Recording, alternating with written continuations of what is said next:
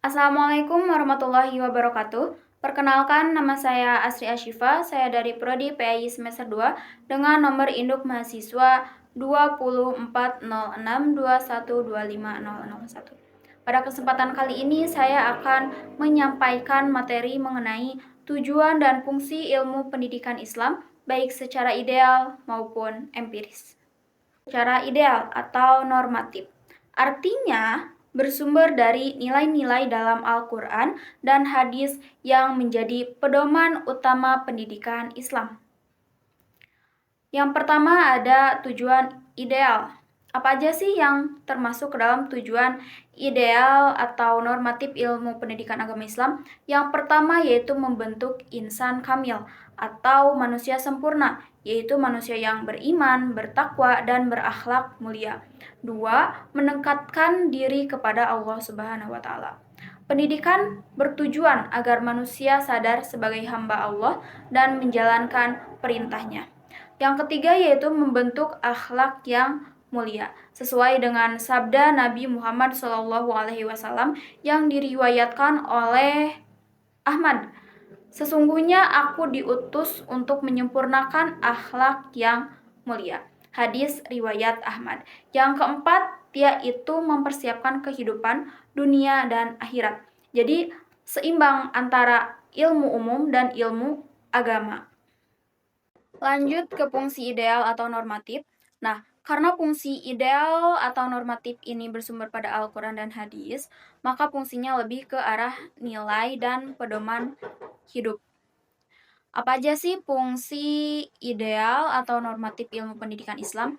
Yang pertama yaitu sebagai pedoman hidup.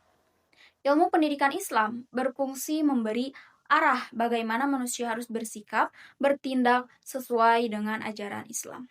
Jadi, ilmu pendidikan tidak bebas nilai, artinya berdasarkan aturan Allah Subhanahu wa Ta'ala. 2. Sebagai pengarah moral dan spiritual.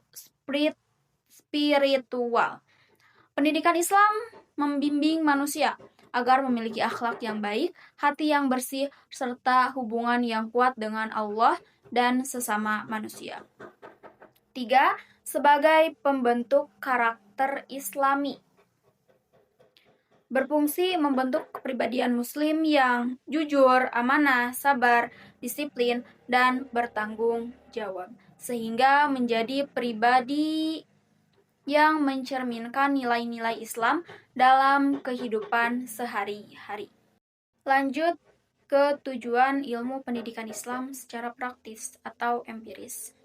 Artinya dilihat dari praktik nyata dalam kehidupan sehari-hari dan dunia pendidikan. Tujuan ilmu pendidikan Islam secara praktis atau empiris yang pertama yaitu mencetak generasi yang cerdas dan terampil. Tidak hanya paham agama tetapi juga menguasai ilmu pengetahuan dan teknologi. Yang kedua, membentuk perilaku sosial yang baik. Contohnya seperti jujur, disiplin, dan tanggung jawab. Yang ketiga yaitu mempersiapkan peserta didik terjun ke masyarakat agar mampu bekerja dan bermanfaat bagi lingkungan. Yang terakhir ada fungsi praktis atau empiris ilmu pendidikan Islam. Pertama, sebagai proses pembelajaran di sekolah, madrasah, atau pesantren. Nah, ilmu pendidikan Islam ini berfungsi sebagai pedoman dalam kegiatan belajar mengajar.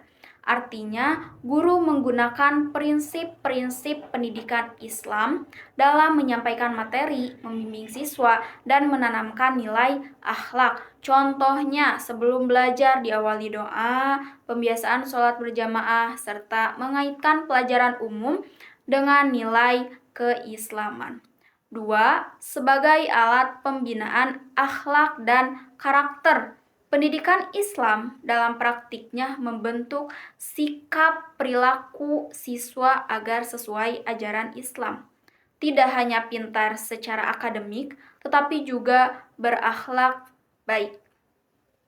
Contoh nyata dalam kehidupan sehari-hari, pembiasaan jujur saat ujian, artinya tidak menyontek, terus disiplin datang tepat waktu, dan menghormati guru. Yang ketiga yaitu sebagai sarana pengembangan potensi diri. Ilmu pendidikan Islam membantu peserta didik mengembangkan bakat dan kemampuannya secara positif dan bermanfaat.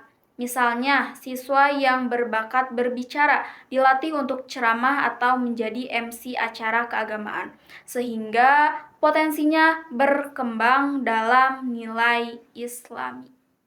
Selanjutnya, kesimpulan. Secara normatif atau ideal, ilmu pendidikan Islam berlandaskan pada ajaran Al-Quran dan hadis. Tujuan dan fungsinya yaitu menekankan pembentukan manusia yang beriman, bertakwa, dan berakhlak mulia. Jadi, secara ideal, pendidikan Islam tidak hanya mengejar kecerdasan intelektual, tetapi juga membentuk kesadaran spiritual dan moral agar manusia mampu menjalankan perannya sebagai hamba Allah dan khalifah di muka bumi. Sedangkan secara empiris atau praktis, ilmu pendidikan Islam terlihat dalam praktik nyata di sekolah, keluarga, dan masyarakat. Fungsinya yaitu membimbing proses belajar, membentuk karakter, dan mengembangkan potensi peserta didik agar menjadi pribadi yang cerdas, terampil, dan bermanfaat. Artinya, nilai-nilai Islam tidak hanya menjadi teori, tetapi juga diterapkan dalam kehidupan nyata. Jadi, intinya normatif itu dasar dan arah idealnya, sedangkan empiris itu penerapan nyatanya dalam kehidupan sehari-hari.